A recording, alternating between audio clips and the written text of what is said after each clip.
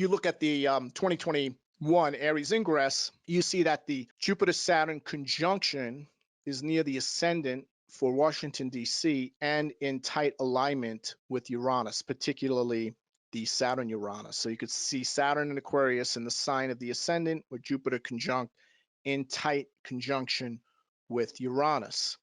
So 2021 has the potential of catastrophe. The potential of catastrophe is all around us. Let's talk a little bit about what this Saturn-Uranus means. So politically, it correlates with right-wing and essentially conservative authoritarian process, which emphasizes extreme politics, extreme law and order, like we see with the draconian lockdowns occurring in Europe, particularly in the UK. And it also correlates with a lot of the extremism we see playing out here in Washington. It's connected with large-scale infrastructure failures, a breakdown in technology, a breakdown in legacy technology, a collective angst over social injustice, social repression. It correlates with the ebb and flow of capital investment and production in technology, investment in production in heavy industry and infrastructure development. It correlates economically with structural destabilization and collapse, sudden reversals, and sudden corrections in markets and major market failures, such as liquidity crises or any type of breakdown in the markets that result in financial crisis. It correlates with the sudden shocking disclosure of disturbing anomalous data. So disturbing, anomalous, meaning data that is not accounted for, that was suppressed by the established authority. So data you're not aware of, that's suppressed by the authority, that emerges suddenly, unexpectedly, that is shocking and causes a major disruption in the narrative. It relates to the practical earthling of brilliant ideas, an increase in the rate of change of innovation, invention, and social transformations in a society. It relates to significant scientific and engineering breakthroughs in brewing crises that escalate. So if there's a brewing crisis on the horizon, these brewing crises escalate to an explosive breaking point, resulting in ruptures, disputes, breakdowns, schisms, and crises. It correlates with contrarian outlook and contrarian thinking and contrarian trends in social behavior and commercial activities and investing activities, etc.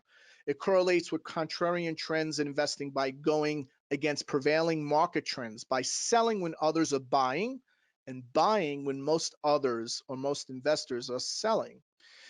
Socially, it correlates with generational conflict, polarization between young and old, mutual antagonism, the crackdown on rebellious behavior, the defiance of authority, followed by reactionary backlash. It correlates with the unexpected collapse of something that is in an inflated state, the bursting of the bubble, the shaking of the foundations, the bottom suddenly and unexpectedly dropping out. Historically, it correlates with the unlikely convergence of multiple problematic events and negative consequences of rampant and widespread risk-taking. It correlates with unusual one-off events, negative synchronicities, grim awakenings, and unexpected disruption of the status quo. It correlates with the compulsion to live freely without restrictions from authority while demanding restrictions and constraints on others. It correlates with the technological breakdown of electrical appliances, internet outages, computer crashes, major appliance and auto recalls due to defects in flawed design. It correlates with technological advances that result in disruptive innovation and introducing technology and adopting new techniques and methods into one's work and practices and industry. It correlates with the emergence of new discoveries that result in the collapse of long-held theories by science and the establishment, including political theories. It correlates with the sudden emergence of symptoms of illness or infection that result in unexpected encounters with mortality that require medical intervention. On a collective scale, that would be very much connected with what we're seeing now with COVID, with the mutation, with the new mutation that is going to emerge as a new third wave in the COVID narrative, new COVID third wave mutation narrative. Politically, it correlates with reactionary radicalism, the drive to bring about radical change to society in order to recover a more traditional or more authentic mode of life.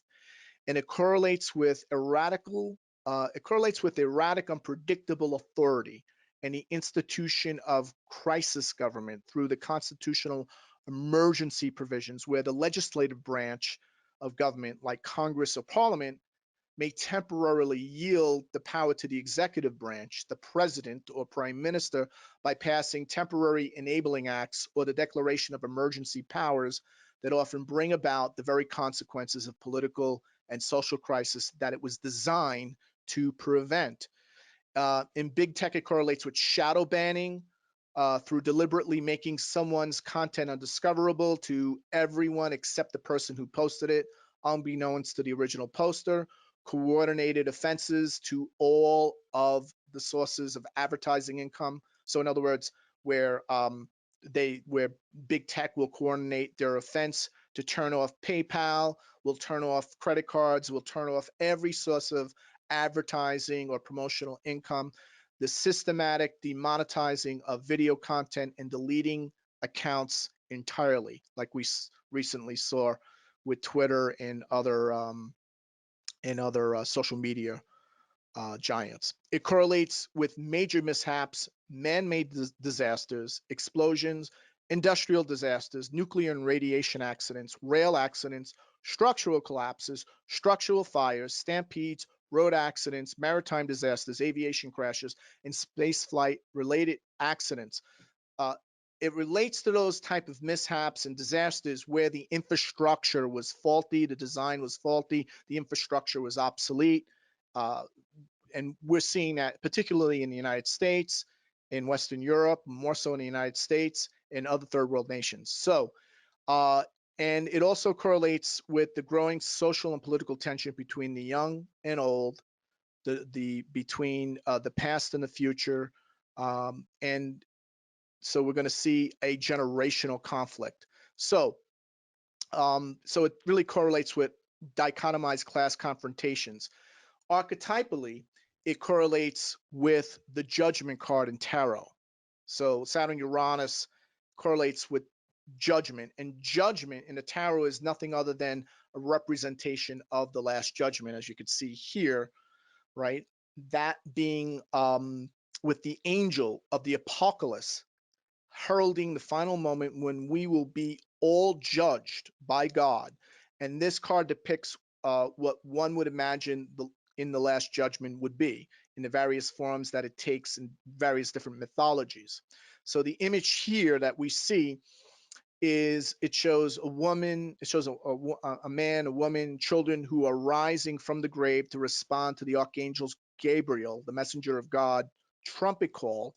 They're awakened, and their outstretched arms symbolize that they're ready to be judged by God. They are about to meet with their creator. Their actions are weighed and find out where they will spend the remainder of eternity.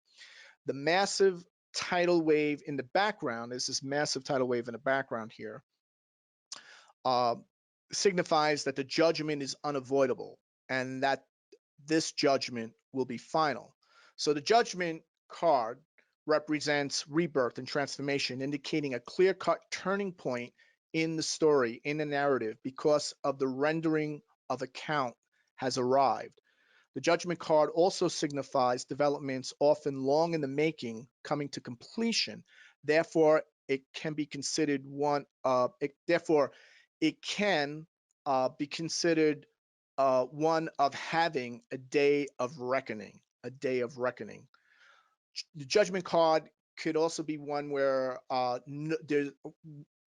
judgment card can imply when one can no longer be idle, remain ambivalent, or postpone matters because the rendering of accounts must be faced head on and the relative consequences must be paid. The judgment is a card that signifies that it's time to take a stand on an ongoing set of issues as the hardest choices become evidently obvious.